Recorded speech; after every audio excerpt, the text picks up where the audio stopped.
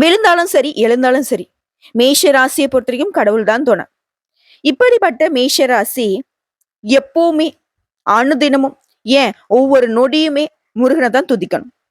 சண்முகா சரவணா, சுவாமிநாதா, கந்தனே கடம்பனே, கார்த்திகேயனே, அழகனே, அமுதனே, ஆறுபடையோனே, குமரனே, குருபரா, குரத்தி மணாளா, அப்பனே ஆதி மூலமே, ஆவினன் குடியோனே, ஐயனே, ஐங்கரன் தம்பியே, ஈசன் மகனே, கந்தனே, கிரிராஜனே, கிருபாநிதியே, தயாபரனே, தண்டாயுதபாணியே, தகப்பன் சுவாமியே, வெற்றி வேலவனே, வேத முதல்வனே, ஐயப்பன் சகோதரனே, வேலாயுதனே, அப்பா முருகா என்னோட கஷ்டங்களை போக்குறதுக்கு ஓடோடி வாப்பா.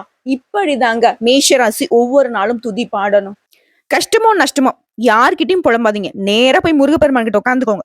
அப்பா முருகா எனக்கு இது நடக்குது, உனக்கு தெரியாது ஒண்ணும் கிடையாது, நீயே பார்த்து சரி பண்ணி கொடு. இப்படி போய் இருந்தீங்கன்னா அப்ப முருகப்பெருமான் நினைப்பாராமா, ஏடா இவன் என்ன நடந்தாலே நம்மகிட்டயே ஓடி வரான், சரி விடு நம்ம பிள்ளை நம்ம கிட்ட தானே வரும்னு சொல்லிட்டு எல்லாத்தையும் சரி செஞ்சு கொடுப்பாராம். புரியுதுங்களா? தான் மட்டும் எப்பயும் மேஷராசி யோசிக்கவே கூடாது.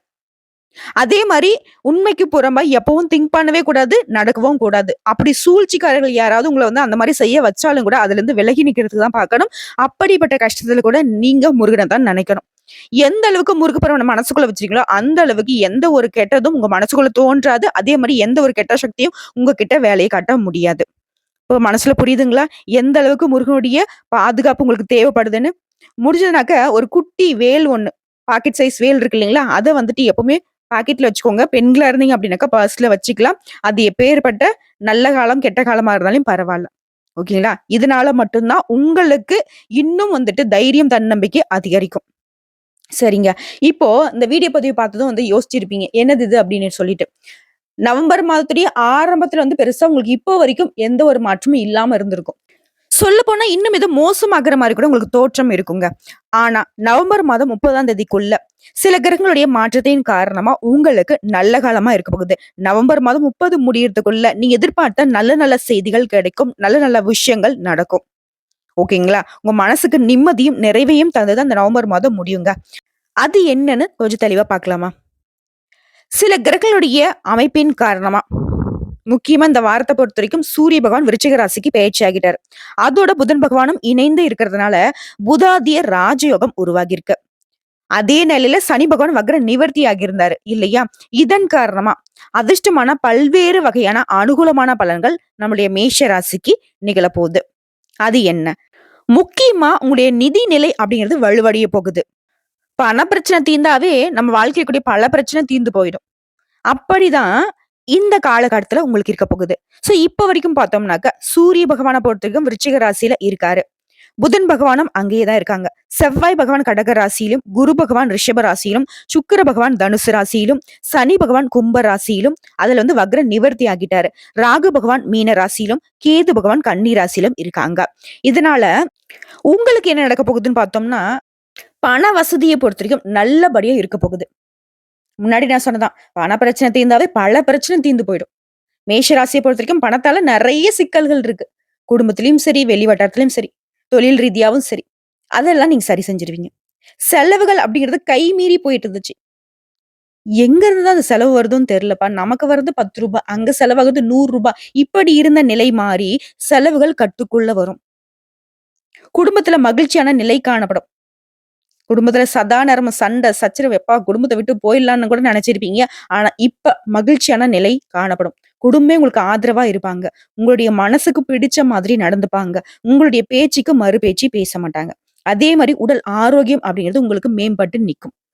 இதுவே மேஷ ராசிக்காரங்க ஒரு பேரண்டா இருக்கீங்க. உங்களுடைய பிள்ளைக்கோ உங்களுடைய பெண்ணுக்கோ திருமணம் பாக்குறீங்க அப்படின்னாக்கா அந்த விஷயத்துல இப்ப ஈடுபட வேணாம். கொஞ்சம் தள்ளி போடலாம். அதே மாதிரி கணவன் மனைவிக்கிடையே சின்ன சின்ன கருத்து வேறுபாடுகள் ஏற்படுறதுக்கு வாய்ப்பு இருக்கிறதுனால விட்டு கொடுத்து அனுசரிச்சு நடந்துக்கோங்க. குடும்பத்தை பொறுத்த வரைக்கும் மேஷ ராசி பொறுமை கடைபிடிச்சா போதும். வேற எந்த ஒரு பாதிப்பும் இருக்காது. அது வேலைக்கு செல்லக்கூடிய அன்பர்களுக்கு, ஆணா இருக்கட்டும் பெண்ணா இருக்கட்டும், அலுவலகத்துல பணி சுமை கொஞ்சம் அதிகரிக்கும். இதனால மனசளவுல சோர்வாவும் உடல் அசதியும் உண்டாகும். உங்க கூட வேலை பார்க்குறாங்க இல்லையா? அந்த சக பணியாளர்கள் உங்களுக்கு ஒத்துழைப்பு கொடுப்பாங்க. சோர்ந்து போன மனசுக்கு உங்களுக்கு ஆறுதலா அவங்க நிப்பாங்க. நீங்களே யோசிப்பீங்க, "அடடா! இவங்கள போய் நம்ம தப்பா நெனச்சுட்டோமே! கஷ்டப்படுறப்ப நிஜமாவே உதவுறாங்கப்பா. மனுஷ மக்கள்லாம் ஓரளவுக்கு நல்லவங்களா தான் இருக்காங்கன்னு" நீங்க யோசிப்பீங்க. அந்த அளவுக்கு ஒரு இணக்கமான சூழ்நிலை அலுவலகத்துல இருக்கும். இப்ப புரியுதுங்களா? உங்களுக்கான வேலைய நீங்க பார்த்துக்கிட்டு இருப்போ, சக பணியாளர்கள் உங்களுக்கு தப்பா தெரிஞ்சாங்க. அது உங்களுக்கு வேலை அதிகரிக்குது, நீங்க கஷ்டப்படுறீங்க அப்படிங்கிறப்போ, நல்ல மனுசங்கள நீங்க புரிஞ்சுக்கிறதுக்கான வாய்ப்பு குடுத்திருக்கிறாரு.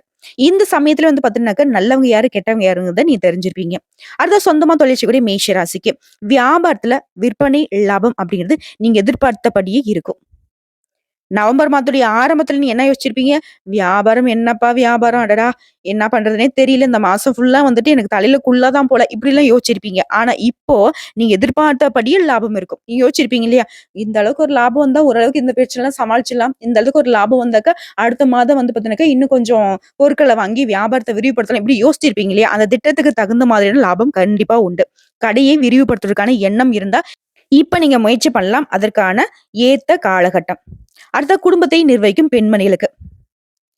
பிரச்சனை அப்படிங்கிறது எதுவுமே ஏற்படுறதுக்கு வாய்ப்பே இல்ல. ரொம்ப பயப்படுறது நீங்க தான். ஏதாவது பிரச்சனை வருமா? குடும்பத்துக்கு கஷ்டம் வந்துருமா?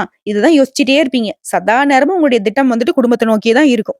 பிள்ளைகள பார்க்கறது, குடும்பத்த பார்க்கறது, பெரியவங்கள பார்க்கறது, உற்றார் உறவுக்காரங்களுடைய செயல்பாடுகள் ஏதாவது நம்ம குடும்பத்த பாதிச்சிருமா? நம்ம குடும்பத்துடைய மானம், அவமானம் இப்படியே யோசிச்சுட்டு இருந்தீங்க இல்லையா? ஒரு பாதிப்பும் கிடையாது. ஏற்படுறதுக்கு வாய்ப்பே இல்ல. பிரச்சனைங்கிற பேச்சுக்கே இடம் கிடையாது. நிம்மதியா, சந்தோஷமா இருக்க போறீங்க. நீங்க நெனச்சதெல்லாம் நடக்கும். முக்கியமா ஆன்மீக பயணம் மேற்கொள்வீங்க. நீண்ட நாள் பிரார்த்தனைகளை நிறைவேத்துவீங்க. சதா நேரமும் ஆன்மீக சிந்தனை மட்டுமே உங்க மனசுக்கு தோண்டிக்கிட்டே இருக்கும். ஓகேவா? ரொம்ப மகிழ்ச்சிகரமான சூழ்நிலையை அனுபவிக்க போறீங்க. அது வேலைக்கு செல்லக்கூடிய பெண்மணிகளுக்கு. நீங்க எதிர்பார்த்த பதவி உயர்வு, ஊதிய உயர்வு கிடைக்கும். பெண்களுக்கு சூப்பரான காலகட்டம். அதுவே மாணவர்களுக்கு படிப்புல ஆர்வம் அதிகரிக்கும். அதிக மதிப்பெண்களை பெறுவீங்க. இப்ப வந்து பார்த்தீங்கன்னா, எக்ஸாம் டைம் அப்படிங்கிறதுனால, நீங்க கொஞ்சம் படிச்சா கூட ஆல்ரெடி பாடத்த உன்னிப்பா கவனிச்சிருப்பீங்க. அதன் காரணமா, இந்த பரீட்சை பேப்பர்ல சமாளிச்சு அழகா ஆன்ஸர் எழுதிருவீங்க. இதன் காரணமா அதிக மதிப்பெண்களை பெறதுக்கு வாய்ப்பு இருக்கு. பெற்றோர்கிட்டயும் சரி, ஆசிரியர்கிட்டயும் சரி, பாராட்டுகள் பெறுவீங்க. சக மாணவர்கள் மத்தியில நீங்க ஹீரோ மாரி தெரிவீங்க. மாணவர்களாகட்டும், மாணவிகளாகட்டும் படிப்பு விஷயத்துல இந்த காலகட்டம் ரொம்ப சாதகமா இருக்கு. எண்ணம் போலவே மதிப்பெண் உண்டு. அடுத்ததா கூலி வேலை செய்றவங்கள்ல இருந்து கோடி கோடியா சம்பாதிக்கிறவங்க வரைக்கும். பொருளாதார ரீதியா நிதிநிலை அப்படிங்கிறது சரியா இருக்கிறதுனால, இப்போ இந்த நவம்பர் மாதம் 30ஆம் தேதி முடியறதுக்குள்ள உங்களுக்கு இருக்கக்கூடிய பண பிரச்சனை தீரும்.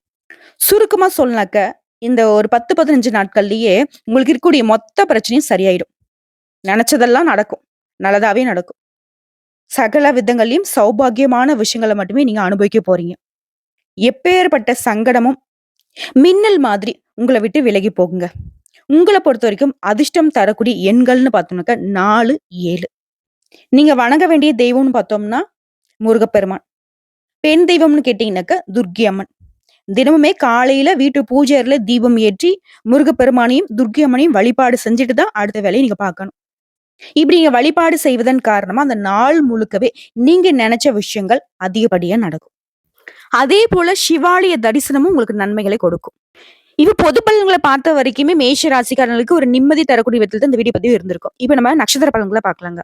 அஸ்வினி நட்சத்திரக்காரர்கள பொறுத்தவரைக்கும் ஒரே வரியில சொல்லனாக்கா, கெடு பலன்கள் நீங்கி நல்ல பலன்கள் அதிகரிக்கும்.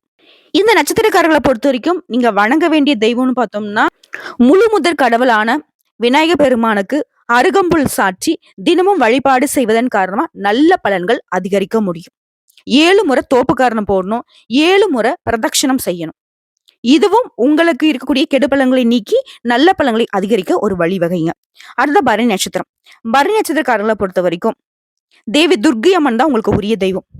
இவங்களை நீங்க வழிபாடு செய்தீங்க அப்படின்னாக்கா அற்புதமான பலன்களை தருவாங்க. அதே போல ஐயப்பன் சுவாமியை வழிபாடு செய்வதும் உங்களுக்கு சிறந்த பரிகாரமா பார்க்கப்படுது. இதன் காரணமா கஷ்டங்கள் தீரும். உங்களுடைய செயல்பாடுகள்ல வேகம் பிறக்கும். முக்கியமா நீங்க எந்த நாள்ல துர்க்கை அம்மனை வழிபாடு செய்யணும்னு பார்த்தோம்னாக்கா, வெள்ளிக்கிழமைகள்ல துர்க்கை அம்மனை ராகு கால நேரத்துல தீபம் ஏற்றி வழிபாடு செய்வது நல்லது. அடுத்த கிருத்திகை நட்சத்திரம். உங்கள பொறுத்தவரைக்கும் நீங்க வணங்க வேண்டிய தெய்வம் அப்படின்னு பார்த்தோம்னாக்கா சிவபெருமான். முக்கியமா சிவபெருமானுடைய அம்சமா இருக்கக்கூடிய முருகப்பெருமான வழிபாடு செய்யணும். இதனால ஏற்றங்களையும் நல்ல மாற்றங்களையும் அடைய முடியும். குறிப்பா ஞாயிற்றுக்கிழமைகள்ல சிவாலய தரிசனம் செய்வது உங்களுக்கு பாதிப்புகளை முற்றிலுமா மாத்தி கொடுக்கும். எல்லா விதங்களையும் நல்லது நடக்கிறதுக்கு இந்த சிவபெருமானுடைய வழிபாடு உங்களுக்கு உறுதுணையா இருக்கும். ஆக மொத்தத்துல இப்ப இருந்து உங்களுக்கு நல்ல காலம்தான்.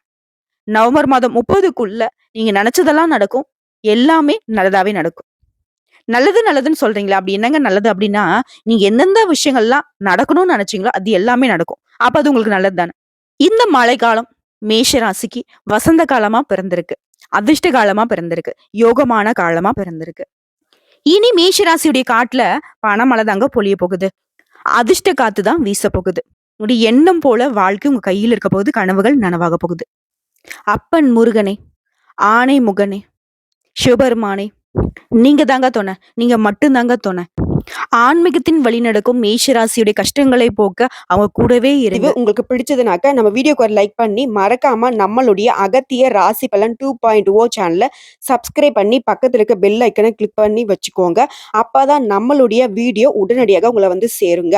இதை தாண்டி ஏதாவது ஆன்மீக தகவல் தேவைப்பட்டுச்சுனாக்க கமெண்ட் பாக்ஸ்ல பதிவிடுங்க. உங்களுடைய சந்தேகங்களையும் பதிவிடுங்க. உடனடியாக பதில் தெரிவிக்கப்படும். வாழ்க வளமுடன்.